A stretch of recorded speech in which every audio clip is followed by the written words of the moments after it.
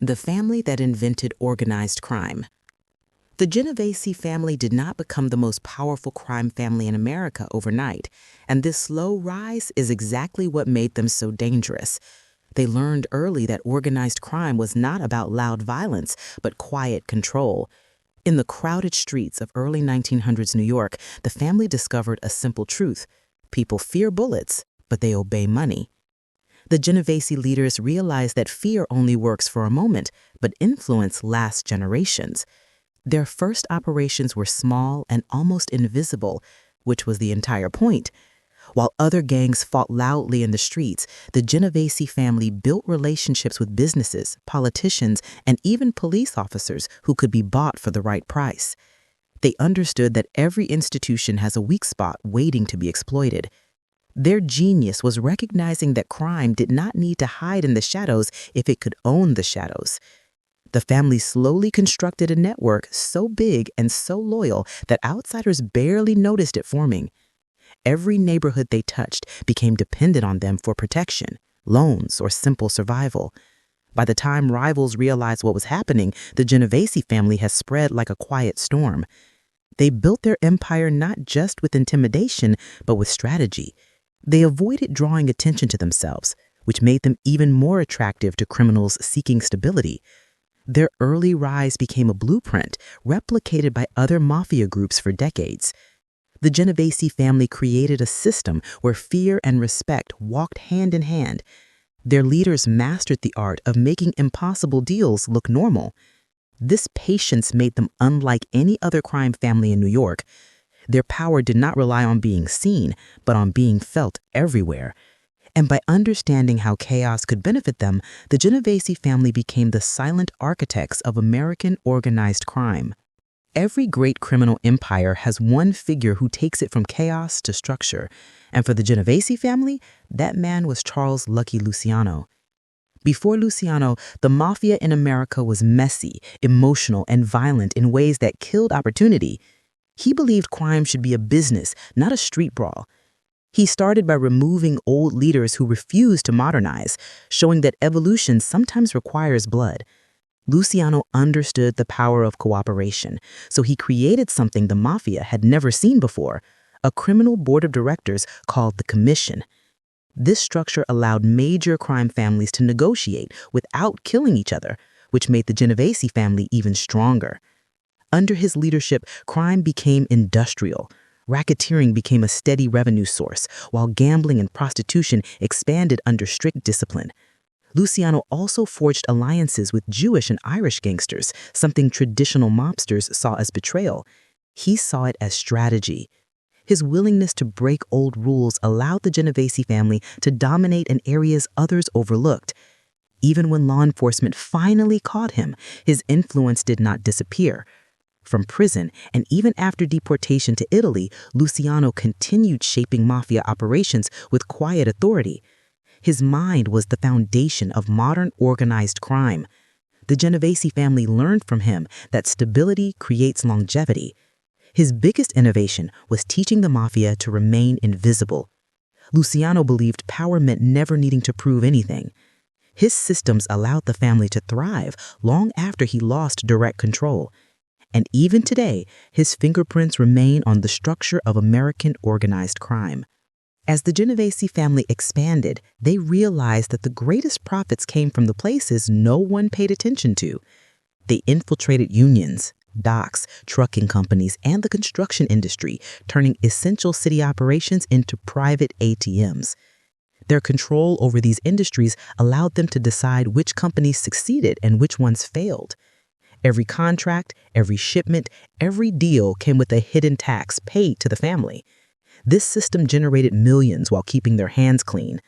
By controlling unions, they gained leverage over politicians who feared strikes and disruptions. This influence made the family seem untouchable. Their empire grew beneath the surface like a carefully managed disease. Even businesses that refused to cooperate eventually discovered that their workers would not show up, or their supplies mysteriously vanished. The Genovese family understood the basic principle of power.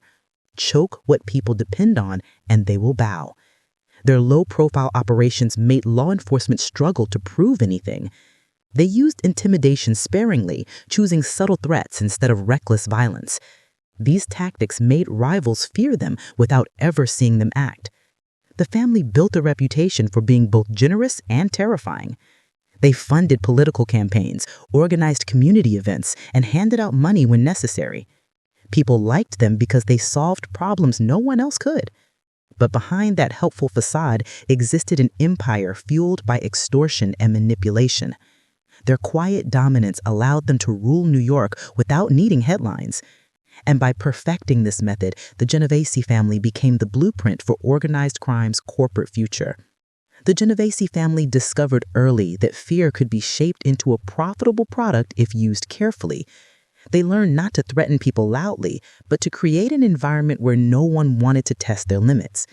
Business owners in New York understood that refusing the family was not just a risky decision, but a life-changing one. The family rarely needed to raise their voices because their reputation handled the hard work for them. Each neighborhood quickly developed unspoken rules about how to behave around their associates. Fear became a service the family provided, keeping outsiders from interfering with local operations. Their enforcers did not roam the streets wildly. They played the role of silent guardians who only acted when necessary. This approach made the family appear disciplined compared to other mobs that indulged in chaotic violence. When someone crossed a boundary, the response was swift but calm, which made the punishment feel even heavier. People feared the Genovese family because they never acted out of emotion, only out of business necessity. That cold professionalism made them seem more like a corporation than a gang. The family used fear as a tool to maintain order, not chaos. Every shop owner who paid protection money viewed it as insurance rather than extortion. Even politicians quietly admitted that life was easier with the family controlling the streets. Their influence kept small-time criminals in line and prevented rival gangs from sparking wars. In a strange way, the Genovese family became a stabilizing force in an unstable city. They offered safety at a price, and most people decided the price was worth it. Through fear, the family built a reliable income stream that funded larger criminal ventures. And by mastering this delicate balance, they transformed intimidation into a sustainable business model. The Genovese family mastered the art of owning a city without putting their names on anything. They understood that real power does not come from property deeds or official titles, but from influence. Rather than buy buildings, they controlled the landlords. Instead of buying companies, they controlled the unions that supplied the workers. This strategy gave them leverage over industries without exposing themselves legally. The family used bribery, threats, and backroom deals to insert themselves into decision-making processes. They never needed to appear in the paperwork because their influence worked through intermediaries. When a construction project began in Manhattan, people quietly asked which crime family had approved it. Developers paid hidden fees to avoid delays, sabotage, or inflated union costs. The Genovese family learned how to profit from everything without owning anything directly. They created a network of front companies, silent partners, and cooperative businessmen who acted as middlemen. These layers made law enforcement struggle to trace money back to the family. Every financial trail ended with someone who officially had nothing to do with them. This invisible ownership model became their trademark. It allowed them to shape the economic landscape of New York from the shadows. Politicians relied on them to keep construction running smoothly, even if they never admitted it publicly. The family operated like an unregistered government that approved or blocked economic activity. Their subtle influence touched everything from real estate to transportation, and through this quiet control, the Genovese family became the puppet masters of a city that never knew it was being controlled. The Genovese family learned long ago that the smartest criminals are not the ones who outrun the law, but the ones who bend it to their advantage. They realized that police departments and courts were full of people who wanted money, favors, or protection. This understanding allowed them to turn law enforcement into another tool in their empire. Many officers knew exactly who controlled their neighborhoods, but chose silence because the family offered steady cash or political connections. Corruption became a quiet partnership that helped both sides. The family used lawyers who specialized in delaying trials, confusing juries, and exploiting every legal loophole available.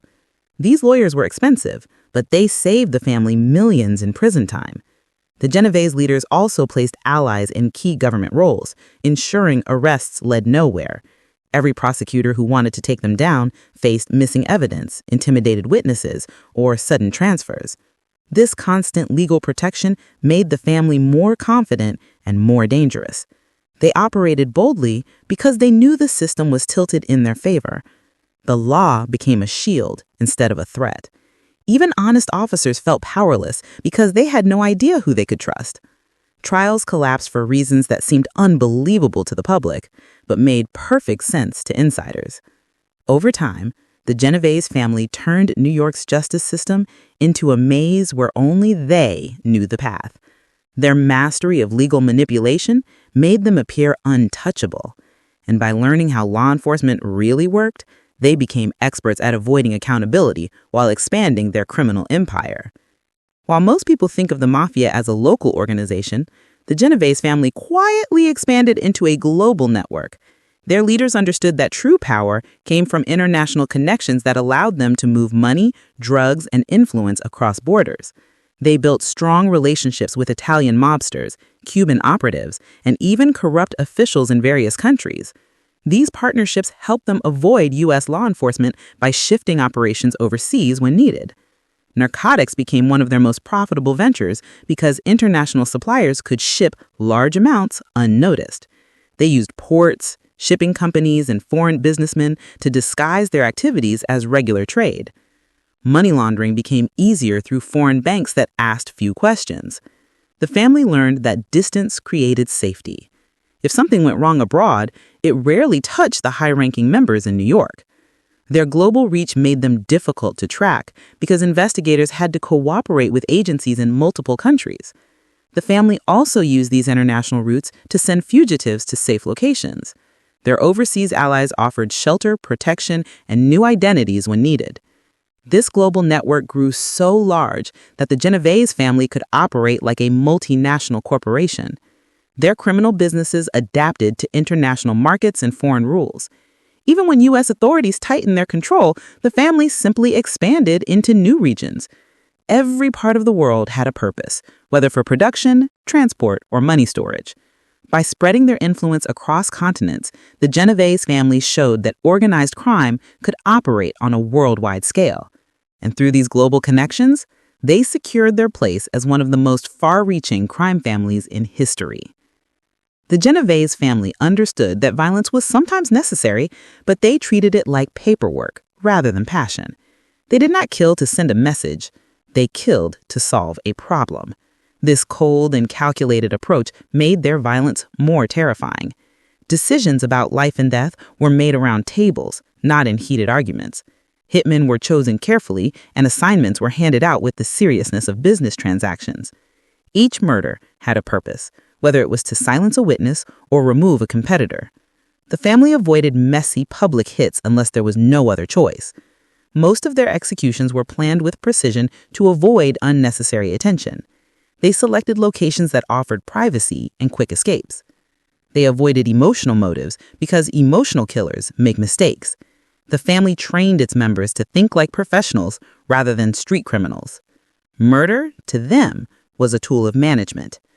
People in the underworld knew that crossing the Genovese family meant quietly disappearing without warning.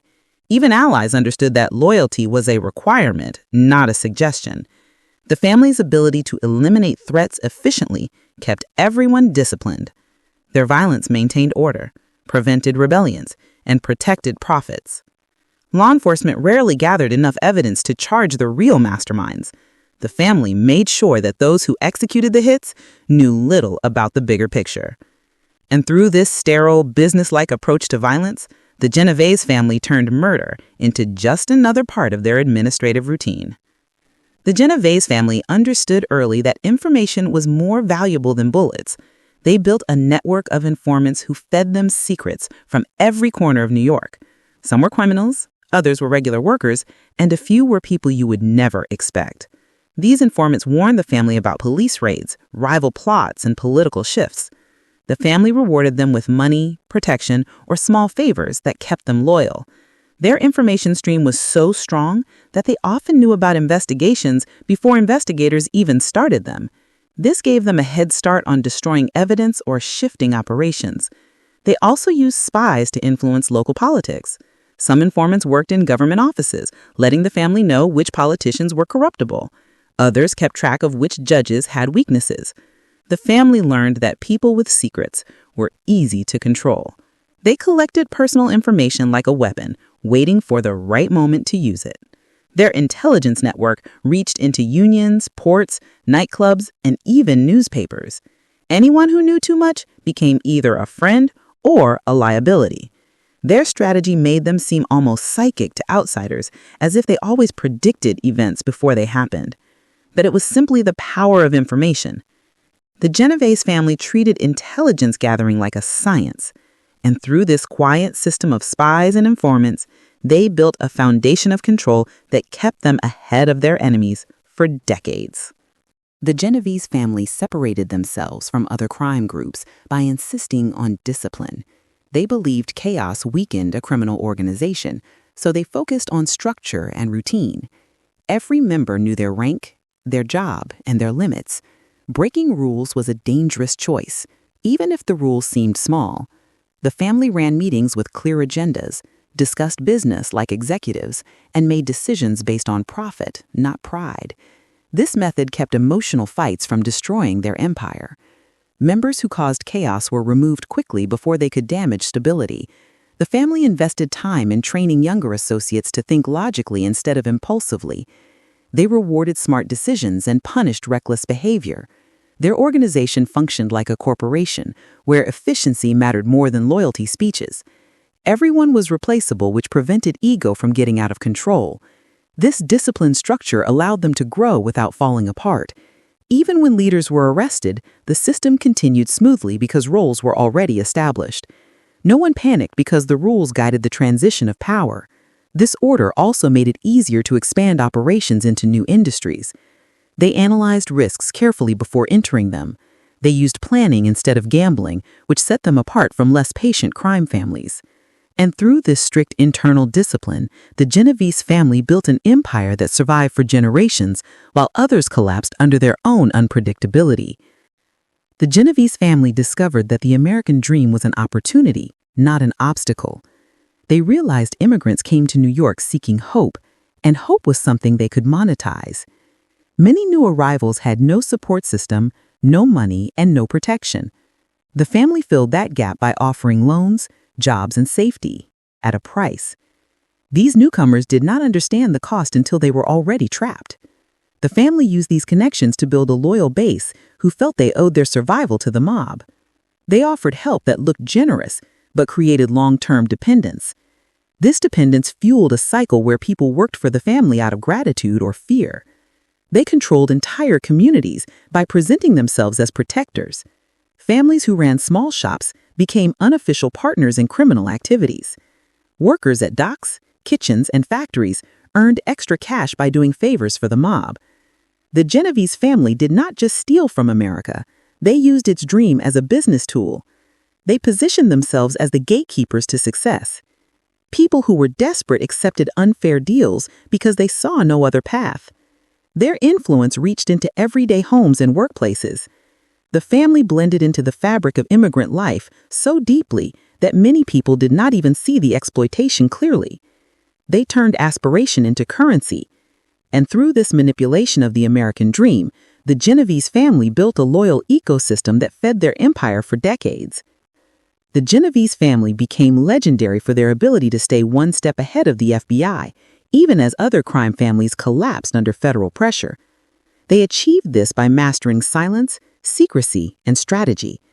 Members rarely spoke openly, even among themselves, which made intelligence gathering nearly impossible. Their leaders rarely used phones, avoided photographs, and refused to leave unnecessary paper trails. Unlike louder crime families, they did not brag or show off their wealth. The lack of ego made them harder to track. When the FBI launched surveillance campaigns, the family adapted instantly by shifting meeting spots or sending decoys. Agents often found themselves watching people who had no real power. The family's rotating leadership structure confused investigators even further. Each time the FBI targeted someone, another hidden leader stepped forward. Informants inside the family were rare because betrayal always ended horribly and quietly. The FBI also struggled because the Genovese family blended into legitimate businesses. Mobsters worked regular jobs, wore normal clothes, and behaved like ordinary citizens. Their low-profile image made it difficult to separate criminals from civilians. Even when the FBI made arrests, they could not dismantle the entire network. The organization rebuilt itself like a machine with replaceable parts. The more the government pushed, the more cautious the family became. They learned from every mistake, turning federal pressure into a training system. And by constantly evolving, the Genovese family remained a frustrating puzzle the FBI could never fully solve. Courtrooms became stages for the Genovese family, and they treated trials as performances rather than battles. Their lawyers crafted elaborate defenses that made prosecutors look unprepared. They used delays, technicalities, and expert witnesses to confuse juries. When direct defense failed, they relied on intimidation behind the scenes. Some witnesses changed their stories, while others forgot key details overnight. The family made sure the courtroom environment always favored them. Jurors sometimes received subtle warnings that encouraged them to deliver safe verdicts. The family also used public charm to soften their image. Defendants appeared in court wearing clean suits, looking like hardworking family men instead of criminals. Reporters often left trials with mixed opinions because the family presented themselves with surprising politeness. This contrast between appearance and reality made it harder to convict them. Their legal team studied judges' habits to exploit weaknesses or tendencies.